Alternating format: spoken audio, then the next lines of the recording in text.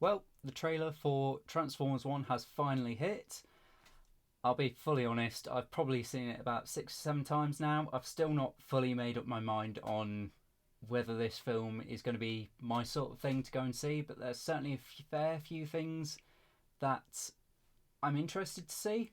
I'm looking forward to the mass media seeing, or the mass public seeing, from a lot of the comics storylines and a lot of the aligned continuities laws. Certain pieces I'm quite excited to see on the big screen.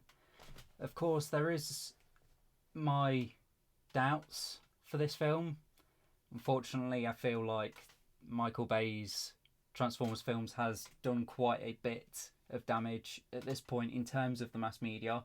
I've got my laptop off to the side here, so I will be reacting to the trailer.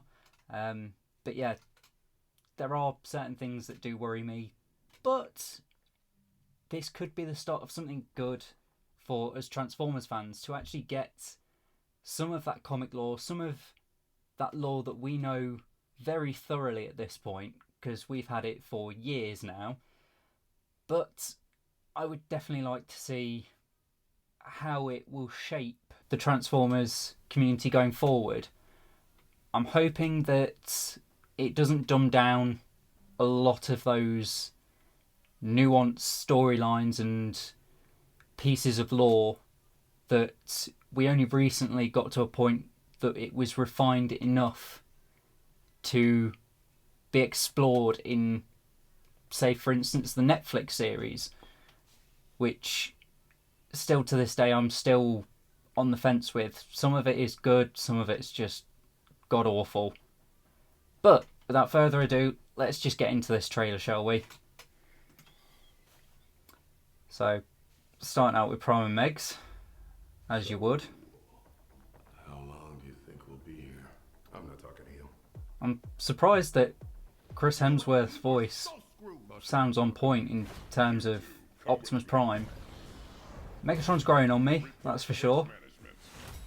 And Bumblebee, the comic relief. The one I'm floating right now is Badassatron, which is actually pronounced Badass. Oh god.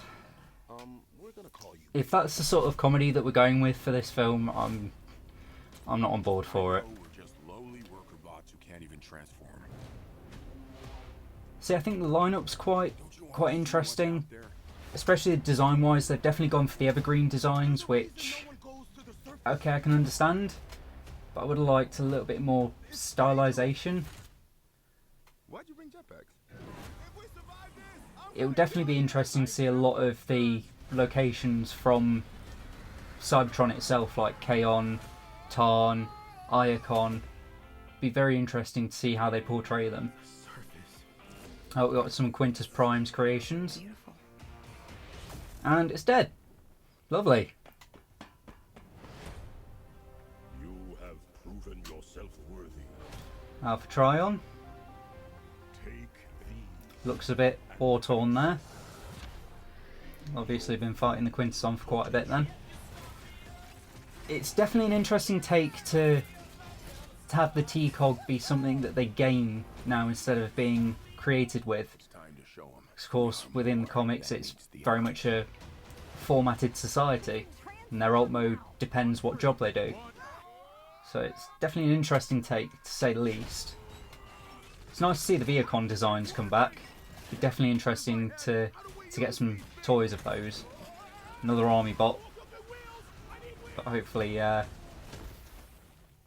it will do better than the Japanese exclusive flying Viacons that were impossible to get hold of. The Quinson do look interesting. Bit more biomechanical than what we're used to seeing, that's for sure. I'm not sure how I feel about Prime's truck mode. The Arachnid and just that quick shot of Soundwave, Starscream and Shockwave definitely looks interesting. Bumblebee going with his Wolf Cybertron arm blades. So they're definitely taking inspiration from a lot of different continuities, which is good to see. These are not the bad guys. Why did you cut the door? No, it was already like that, right? Who is that meant to be? I mean, it's certainly an interesting cast. Certainly an interesting cast of characters as well. Yeah, some of the like spots on the trailer, like for instance the spot of Shockwave, Soundwave, and Starscream. It'll be interesting to see how their dynamic works, as well as, again, the designs are very much evergreen. Besides from Starscream, Starscream seems to have taken on more of his Cybertron-inspired design, which is certainly an interesting take. A bit more sort of War Within, so very Tetrajet-like, but very bulky Tetrajet. Of course, we did see Arachnid or Arachnia. Could just be a design choice for another army bot like the Viacons, but certainly an interesting take for sure. The little still of Skywarp. I'm pretty sure we all know someone that will be excited to see Skywarp on the big screen, have his moment. But yeah, there is promise for this film. I'm not going to sit here and say, oh yeah, it's going to be total garbage. There is promise. I'm just a little hesitant considering how media has portrayed Transformers over the past decade. Of course, we all know the dumpster fire that is Bayverse. The first one, brilliant. Second one, due to the writer's strike, was god-awful. Dark of the Moon, about the same. Age of Extinction, even worse. And Last Night, we just don't talk about. I think the only redeeming quality we had when it came down to the Transformers films was Bumblebee. And even then, it was essentially just Herbie, but with Bumblebee. I'm pretty sure I've just ruined that film for a lot of people there. Rise of the Beast wasn't bad, but there was certain points that just didn't feel quite right.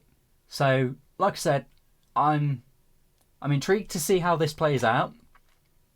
I'm definitely interested to find out how they go about this, how the story unfolds, but I do have my reservations purely because it is a big blockbuster movie. Hopefully, the next trailer will lighten our spirits ever so slightly and give us a little bit more of an insight into what this film actually has in store for us. So for now, I'm going to go back and watch this trailer a few more times just to fully sink in what is going on with it. It's definitely interesting. But if you guys did enjoy this video, then don't forget to smash that subscribe button. And we'll see you guys next time.